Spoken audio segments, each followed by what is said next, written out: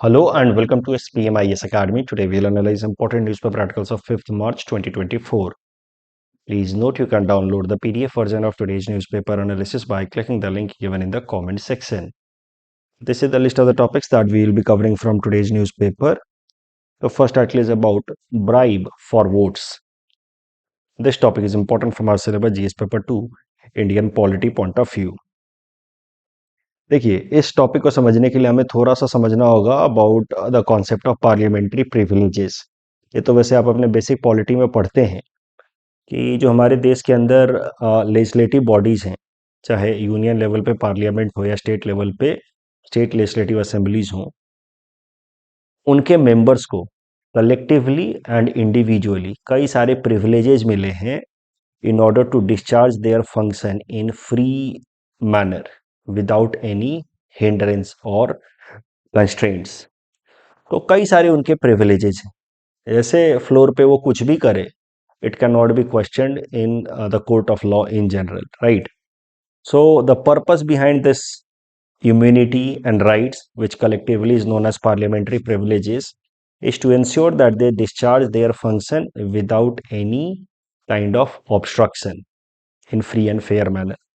Parliamentary privileges यानी कि union level पे जो प्रिविलेजेस हैं मेंबर ऑफ पार्लियामेंट्स को, it is available under article 105 of the constitution, while the state counterpart for article 105 is article 194 which provide similar privileges to the state legislatures. The rights and immunity जो enjoy करते हैं legislatures in general, वो मोटा मोटा देख लेते हैं। Freedom of speech, so no member can be taken to explain their statement anywhere outside the four walls of the house। मतलब उस फ्लोर पे वो जो भी कहते हैं, it cannot be used as an argument against them anywhere, maybe in a court of law। Court में उनके स्टेटमेंट्स को उनके अगेंस्ट एविडेंस की तरह इस्तेमाल नहीं किया जा सकता। And then there is freedom from any kind of arrest, so no member shall be arrested in civil case 40 days before and after the adjournment of the house। Exemption from attendance as witness, तो कोई भी member of the parliament या state legislative assembly they enjoy freedom from attending a court as witness. कभी कभार court समन भेजती है या आपको कोर्ट में मौजूद होना है as a witness in this particular case, लेकिन जो मेंबर्स हैं पार्लियामेंट या स्टेट लेजिस्लेटिव असेंबली के, दे इंजॉय दिस प्रिविलेज कि दे कैन डिनाई और that will not be considered as contempt of court. वो अगर मना भी करते हैं तब भी इसको कंटेम्प्ट ऑफ कोर्ट की तरह नहीं देखा जाएगा। And then they have right to punish, means अगर कोई भी थर्ड पार्टी, कोई भी ऐसे ऑर्गेनाइजेशन, इंडिविजुअल या इंस्टीट्यूशन मेंबर ऑफ पार्लियामेंट्स या मेंबर ऑफ लेजिस्लेटिव असेंबली के प्रिविलेजेस को ब्रीच करता है, तो उस केस में बॉडी, द लेजिस्लेटिव बॉडी जैसे कि पार्लियामेंट या फिर स्टेट लेवल पे स्टेट लेजिस्लेटिव असेंबली, इनको पावर है टू पनिश दैट आउटसाइडर। तो कई दफ़ा ऐसा होता है कि जर्नलिस्ट कुछ लिखते हैं while criticising the members of the parliament या द स्टेट लेजिस्लेटिव असेंबली, तो कुछ कुछ केसेस में जैसे जर्नलिस्ट ने लिख दिया कि ऐसे तोड़ फोड़ मचाया, इन्होंने ऐसा किया वैसा किया, तो उनके खिलाफ भी कभी कभार वो हाउस जो है वो violation of the parliamentary privileges का मोशन अडॉप्ट कर लेता है और उनको फिर सजा सुना सकता है। अब एक करंट जजमेंट को समझने के लिए, करंट केस को समझने के लिए थोड़ा सा एक और मुद्दा समझते हैं। वैसे तो कई सारे प्रिविलेजेस अवेलेबल हैं लेजिस्लेचर्स को, तो अब एक सवाल उठता है कि मान लीजिए कि ये legislatures in our representative democracy, they are our representatives and they are expected to frame laws on our behalf. But अगर मान लीजिए ऐसा पता चलता है कि किसी वोटिंग के दौरान, किसी रिजोल्यूशन या बिल के वोटिंग के दौरान उन्होंने पैसा लेकर के वोट किया, सो क्या ये जो एक्शन है, will it be protected, will it be given protection under the overall immunity और the privilege they enjoy under these article 105 और 194? That is a question. क्योंकि अगर आप संविधान के सीधे सीधे वर्ड्स पे जाएं तो हाँ, प्रोटेक्शन मिलना चाहिए, because what ever they do on the floor of the house can not be use against them, right? But अगर आप अगर उसके वैल्यू बेसिस पे जाएं, ओवरऑल आइडियाज देखें, तो रिप्रेजेंटेटिव डेमोक्रेसी में they are our representatives and they are expected to act in the best interest of the people whom they represent, and if they take money to voice their opinion or vote in a particular manner, so they are going against the concept of substantive democracy, right? तो ये सारी बातें थी। इस तरीके का मुद्दा पहली बार आया सुप्रीम कोर्ट के अंदर 1998 में। इसको पीवी नरसिम्हा राव केस भी कहते हैं, झारखंड मुक्ति मोर्चा ब्राइबरी केस भी कहते हैं। हुआ यही था कि राज्यसभा के अंदर इलेक्शन के दौरान कुछ मेंबर्स ने वोट करने के लिए, एक पर्टिकुलर कैंडिडेट को वोट करने के लिए पैसे लिए थे। That matter went to the court. इस पीवी नरसिम्हा राव केस में, जिसको झारखंड मुक्ति मोर्चा ब्राइबरी केस भी कहते हैं, उस पे सुप्रीम कोर्ट ने 3 की मेजोरिटी से फैसला सुनाया कि the members of the parliament enjoy immunity और protection even if there is a case of bribery, this kind of case. तो 1998 में पीवी नरसिम्हा राव केस में तो प्रोटेक्शन मिला था मेंबर्स ऑफ द पार्लियामेंट को as per the supreme court judgement. और एक इसी से रिलेटेड केस है 1965 का, जिसमें सुप्रीम कोर्ट ने कहा था केशव सिंह केस में कि any kind of privilege which is specifically mentioned in the state in the constitution, उन सारे तरीके के प्रिविलेजेस को डायरेक्टली अवेलेबल होगा। इस तरह के सारे प्रिविलेजेस डायरेक्टली अवेलेबल होंगे लेजिस्लेचर्स को इन देयर रेस्पेक्टिव हाउस। और हाउस वुड बी द, जैसे स्टेट लेवल पे state legislative assembly, union level पे the parliament would be the custodian of those privileges. तो जो प्रिविलेजेस साफ साफ संविधान में लिखे हैं आर्टिकल 105 में और 194 में, these protections are directly available, और इसका कस्टोडियन सीधा सीधा वो हाउस होगा, स्पीकर या चेयरमैन होंगे। उसके लिए कोर्ट की जरूरत नहीं है। But if privileges are not mentioned in the constitution specifically, तो उस केस में मामला कोर्ट में लिया जा सकता है। तो ये केशव सिंह वाले केस के बेसिस पे सुप्रीम कोर्ट ने ये मामला लिया था, नरसिम्हा राव केस कोर्ट में लिया था, क्योंकि ब्राइबरी लेने के केस में भी प्रोटेक्शन रहेगा, ऐसा तो संविधान में साफ साफ लिखा है नहीं। संविधान में तो ये सब कुछ बातें लिखी हैं प्रोटेक्शन की, बट ब्राइब लेकर के वोट करेगा फिर भी प्रोटेक्शन अवेलेबल रहेगा और या प्रिविलेज अवेलेबल रहेगा, ऐसा संविधान में साफ साफ या स्पेसिफिकली नहीं लिखा है। तो using the Keshav Singh case कि if the privilege is not specifically mentioned then the matter can be taken in the court. और इस केशव सिंह केस जजमेंट का इस्तेमाल करके सुप्रीम कोर्ट ने पीवी नरसिम्हा राव केस में ये मामला कोर्ट में लिया। बट उस पीवी नरसिम्हा राव केस में भी कोर्ट ने यही फैसला सुनाया कि the privilege will be available to the members of the parliament या स्टेट लेजिस्लेटिव असेंबली। अब करंट केस पे आते हैं। संयोग से ये केस भी झारखंड मुक्ति मोर्चा से ही रिलेटेड है। सीता सोरेन, मेंबर ऑफ झारखंड मुक्ति मोर्चा झारखंड से, was accused of accepting a bribe to cast her vote in favor of certain candidate in Rajya Sabha election of 2012। Actually Rajya Sabha वाला मैटर ये करंट वाला है, सीता सोरेन वाला है। वो नरसिम्हा राव केस वाला केस अलग था। That was also with respect to Jharkhand Mukti Morcha. But मौजूदा केस है थोड़ा पुराना, 2012 का केस है। Sita Soren, member of Jharkhand Mukti Morcha, was accused of accepting bribe to vote in a particular manner to a particular candidate during Rajya Sabha election in 2012। ये मामला सामने आ गया तो Sita Soren claimed immunity under Article 194 sub clause 2 citing supreme courts ruling in PV Narasimha Rao case.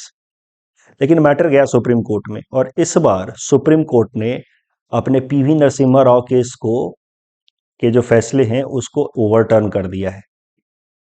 इस बार supreme court ने कहा है, क्योंकि पिछले बार 5 जजेस की बेंच थी, तो आपको पता है कि अगर किसी पुराने फैसले को ओवरटर्न करना है तो लार्जर बेंच होनी चाहिए। तो इस बार 7 जजेस की बेंच ने अपने पुराने फैसले को ओवरटर्न कर दिया और उन्होंने कहा है कि ब्राइबरी के केस में the privileges available under article 105 and 194 will not be there. तो ये जो 7 जजेस की रूलिंग है, 7 जजेस बेंच की जो रूलिंग है सुप्रीम कोर्ट की मौजूदा, जिन्होंने नरसिम्हा राव केस 5 जजेस बेंच की रूलिंग को ओवरटर्न किया है, तो इस पूरे मामले में एक और डॉक्ट्रिन सामने आया है, the doctrine of stare decisis. देखिए, ये जो डॉक्ट्रिन है इसका मतलब होता है the principle of stare decisis requires the court to follow its precedent, यानी कि पुराने फैसलों के बेसिस पे अपने नए फैसले सुनाए। This is doctrine of stare decisis. तो फिर मामला सुप्रीम कोर्ट में उठा कि साहब फिर तो ये डॉक्ट्रिन ऑफ स्टेयर डेसिसिस का वायलेशन हुआ, आपका मौजूदा जो जजमेंट है it is not in line with the judgment in PV Narasimha Rao case, और इस कारण से it would be considered as violation of doctrine of stare decisis. तो सुप्रीम कोर्ट ने फिर बताया भी, you see, doctrine of stare decisis का वायलेशन इस केस में नहीं होगा, क्योंकि the doctrine of stare decisis का वायलेशन तभी होता है जब पुराने फैसले को ओवरटर्न कर दिया जाए बिना किसी सॉलिड लॉजिक के, बैकग्राउंड के। But the court can change it's prior ruling, earlier ruling, if it has wide ramification on public interest, probity in public life and parliamentary democracy। तो अगर कोई साउंड बेसिस हो तो कोर्ट अपने पुराने फैसले को रिवर्स कर सकती है, स्पेशली व्हेन लार्जर जजेस bench is hearing the case, and even if the court overturns its prior decision or old decision, it will not be considered as violation of doctrine of stare decisis। तो parliamentary privileges है, collective और individual fashion में available रहता है। Article 105 is for parliament, 194 is for legislative assembly. Freedom of speech available रहता है, freedom of from arrest रहता है in civil cases, power to punish for breach of privileges है। Current cases vote in the house for bribe. तो question है कि does the privilege protection apply. 1998 में supreme court ने नरसिम्हा राव केस में कहा था कि yes the protection remains available, but current case Sita Soren case में supreme court has overturned its 1998 judgment. The next topic is Aditi scheme. This topic is important from our syllabus GS paper 3 internal security point of view. देखिए, Aditi scheme को हाल फिलहाल में हमारे defence minister Rajnath Singh ji ने launch किया है। This Aditi initiative of Government of India is under its IDEX framework। तो IDEX फ्रेमवर्क भारत सरकार की एक इनिशिएटिव है जिसका मेन गोल है कि भारत के अंदर डिफेंस मैन्युफैक्चरिंग को स्ट्रॉन्ग किया जाए, उसके लिए एक मजबूत इकोसिस्टम बनाया जाए। That is the idea of iDEX framework, कि डिफेंस मैन्युफैक्चरिंग के लिए स्ट्रॉन्ग इकोसिस्टम बनाया जाए भारत के अंदर, आईडेक्स फ्रेमवर्क। और आईडेक्स फ्रेमवर्क के अंतर्गत अदिति स्कीम लॉन्च किया है हमारे डिफेंस मिनिस्टर राजनाथ सिंह जी ने। अदिति का फुल फॉर्म होगा acing development of innovative technologies with iDEX. तो आईडेक्स फ्रेमवर्क पहले से था और आईडेक्स फ्रेमवर्क के अंतर्गत Aditi scheme. Objective of Aditi scheme is to promote innovations in critical and strategic defence technologies. तो जो भी डिफेंस रिलेटेड जो महत्वपूर्ण टेक्नोलॉजीज होंगे, स्ट्रेटेजिक टेक्नोलॉजीज होंगे, उनको प्रमोट करना। इसके लिए क्या किया जाएगा कि जो स्टार्टअप्स हैं in the field of defence production, उनको 25 करोड़ का ग्रांट दिया जाएगा। जो भी प्रॉमिसिंग स्टार्टअप्स होंगे उनको 25 करोड़ तक का ग्रांट दिया जाएगा ताकि वो डिफेंस फील्ड में R&D कर सकें और कटिंग एज टेक्नोलॉजी डेवलप करें। टारगेट है कि 30 टाइप के deep technical critical strategic technologies develop किए जाए in the field of defence. इसके लिए ओवरऑल 750 करोड़ रुपए खर्च किए जाएंगे अगले 2 सालों में। एक स्टार्टअप को 25 करोड़ तक का ग्रांट दिया जा सकता है। और फोकस एरियाज ऑफ कोर्स रहेगा डिफेंस फील्ड में आर्टिफिशियल इंटेलिजेंस, रोबोटिक्स और साइबर सिक्योरिटी को इंगेज करना। क्यों अदिति स्कीम इंपॉर्टेंट है, तो वो आपको इस डेटा से समझ आ जाएगा। यू सी, करेंटली अगर देखा जाए तो भारत दुनिया का टॉप इंपोर्टिंग नेशन है as far as arms and ammunition का इंपोर्ट इज कंसर्न। पूरे दुनिया में जितना भी आर्म्स एंड एम्यूनेशन इंपोर्ट होता है उसका केवल 11% भारत इंपोर्ट करता है। तो यानी कि India is heavily dependent upon import of defence equipments to meet its defence requirement. तो एक तो economically it is not a wise idea, forex reserve खर्च होता है। दूसरा, it makes us vulnerable on other foreign countries as far as defence supplies concern. मान लीजिए उन्हीं देशों से, जैसे फ्रांस से आता है, रसिया से आता है, इन देशों से ही अगर हमारी कुछ टेंशन हो गए, हॉस्टिलिटी हो गई तो डिफेंस सप्लाई कट डाउन कर देंगे and that will make India more vulnerable. तो Aditi scheme is aimed at making India Atmanirbhar in defense sector, aim to develop 30 deep and critical defense technology under IDEX created for promoting defense production ecosystem। 25 crore का grant दिया जा सकता है to startups को। Focus area artificial intelligence, robotics, cyber security रहेगा। Significance will be to reduce over dependence on import for defence. Currently, India is largest defense importer and 11% is about spent 11% of overall defence import अकेले India करता है. Next technology is next topic is BioTRIG technology. This topic is important from our syllabus GS paper 3 environment and ecology point of view. BioTRIG क्या है? एक नया तरीके का waste management technology जो पायरोलिसिस सिस्टम का इस्तेमाल करेगा. पायरोलिसिस होता क्या है? बर्निंग वेस्ट मटेरियल या heating waste material up to temperature of 400 degree Celsius in absence of oxygen is known as pyrolysis.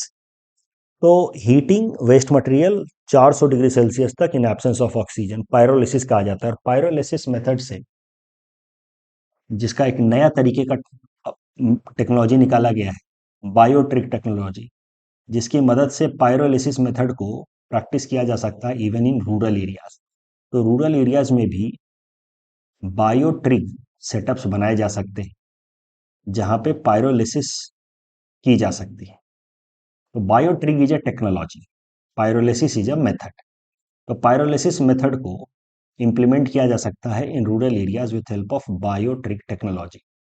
और पायरोलिसिस मेथड में होता क्या है कि वेस्ट मटेरियल्स बायोमास जैसे कि animal dungs and all, it can be converted into by products like bio oil, syngas and biochar fertiliser.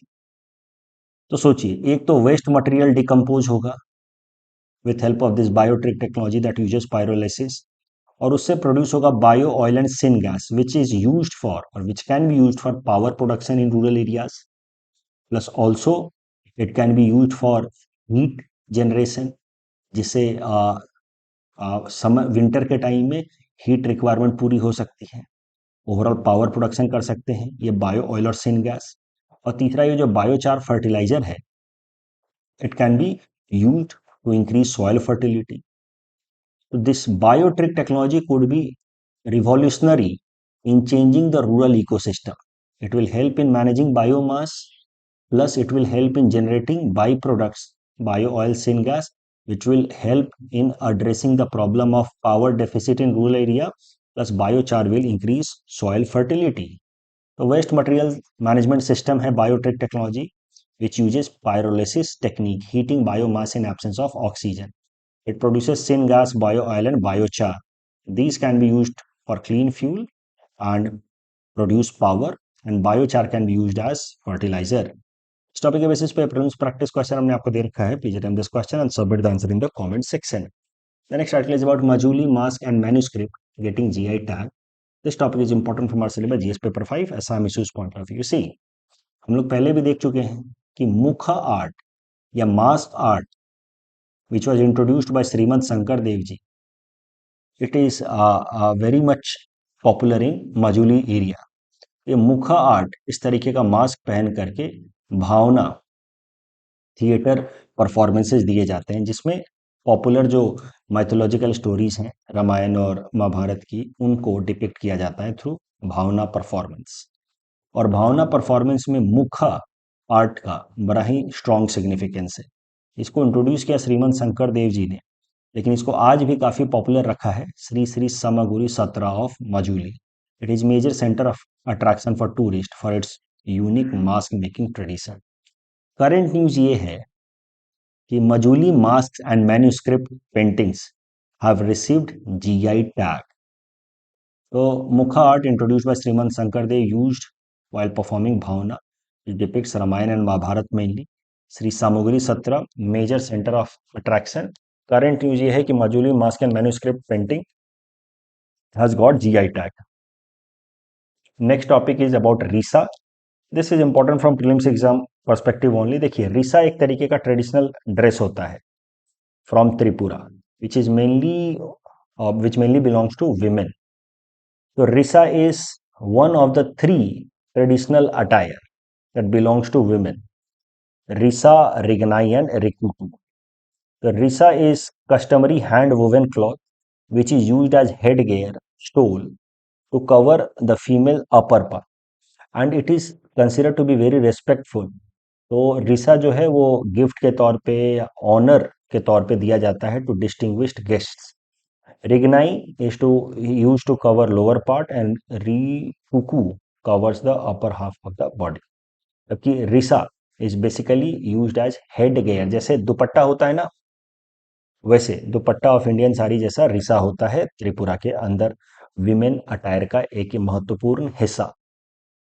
Tripura female attire, Risa like dupatta used as head gear. उसके अलावा रिग्नाई and रिटिकू होता है। करंट न्यूज यही है कि रिसा को भी त्रिपुरा से जीआई टैग मिला है। Traditional cloth of Tripura part of female attire presented to distinguish guests currently got GI tag. कल ये जो प्रैक्टिस क्वेश्चन है, please attempt this question and submit the answer in the comment section. Chief of defence staff से related ये तीसरा statement गलत है। He is not the chairman of defence acquisition council. IUCN is not principal organ of United Nation. तो पहला statement गलत है। इसके साथ ही एलिमिनेशन मेथड से we get the answer. That's all from our side for today. Thanks for watching.